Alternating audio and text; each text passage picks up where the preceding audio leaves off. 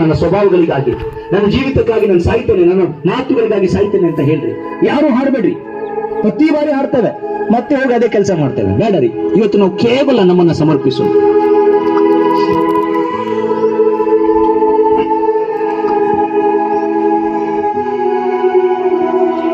ಪ್ರಿಯ ಯೇಸುವೆ, ನಿನ್ನ ದರ್ಶನಕ್ಕಾಗಿ ಬರುವ ಸನ್ನಿಧಿಗೆ ಎಂಬುದಾಗಿ ಕಣ್ಣುಗಳನ್ನು ಮುಚ್ಚಿ.